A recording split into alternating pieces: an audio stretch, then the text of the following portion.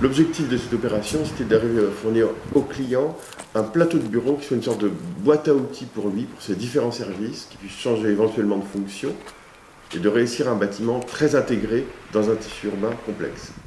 Pour le chef d'entreprise, le choix du bois, ça a été de lui proposer des entreprises qui allaient travailler en macrolot, qui allaient lui permettre une installation extrêmement rapide de son bâtiment sur son site habité. Et c'est ça qui a fait le choix du bois.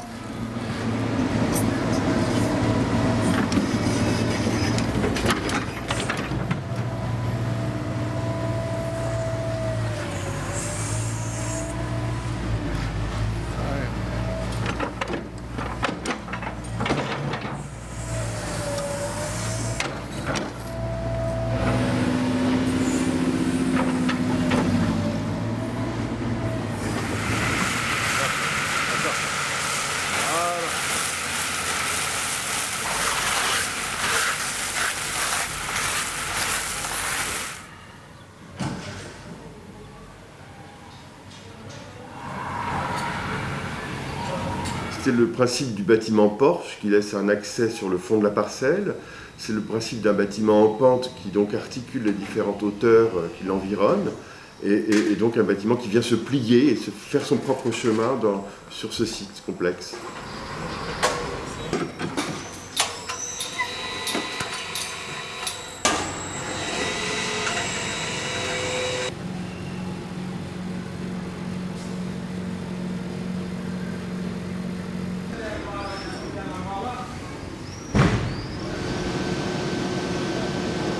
On a utilisé au maximum l'optimisation du chantier bois. Ce qui nous intéressait, c'était une logique de préfabrication qu'on a poussée à fond en jouant la logique du macrolot. C'est-à-dire que le charpentier crée des morceaux entiers du bâtiment, façade, plancher, qui sont construits en usine, où toutes les pièces sont assemblées. Là, on a l'escalier qui monte au premier niveau ici, avec les contre-marches. Et puis on a les deux autres ici. Ça, c'est le plafond. Non, ça c'est le mur. Non, ça c'est le plafond, c'est ça. C'est comme ça, ouais. Voilà. Ça c'est sur l'accueil en fait. Ouais, dans le passage couvert. Ah oui, c'est ça, il y a deux fenêtres là. Voilà. 500 par 500, c'est ça. Ouais. Donc là, on est sur le projet Sofraterme avec en fait tout le plan des rez-de-chaussée en fait, du rez-de-chaussée. On voit bien tous les numéros de panneaux. On doit avoir 16 panneaux pour le rez-de-chaussée. Et on voit bien aussi notamment la 3D. Donc tous les panneaux sont déjà fabriqués et isolés. Il reste en fait le bardage à mettre dessus.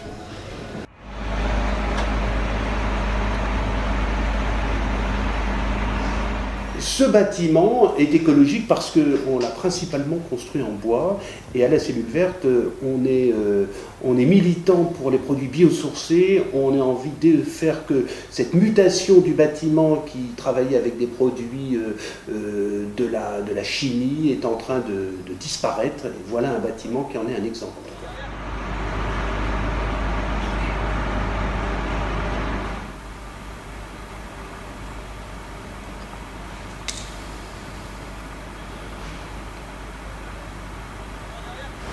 D'abord, ça, tu penses que ça va être fait jeudi, ça? Ah oui, ça va être fait cette semaine. D'accord. Et puis après, c'est terminé ici. Là, ici, Tout oui. a été vérifié, Ouais. tout a été cadré partout. Tout est partout. Bah là, c'est bon ici. D'accord. On arrive Au parking.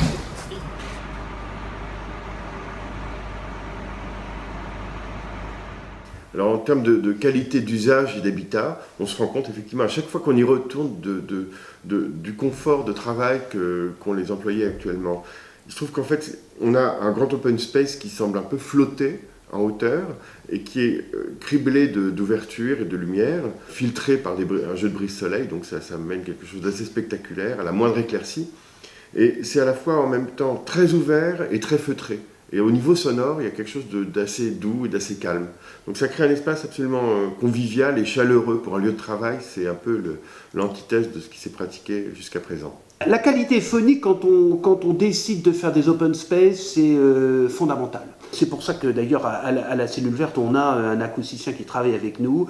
Donc on a travaillé sur des faux plafonds qui allaient pouvoir absorber ces temps de réverbération, et ensuite il a fallu travailler sur comment la transmission entre les planchers hauts et les planchers bas allait s'opérer. Donc en fait, c'est un bâtiment qui est très simple, puisqu'il déroule une relation plein-vide, mais tout s'est joué sur le détail, tout s'est joué sur la mise au point de ces détails avec les entreprises.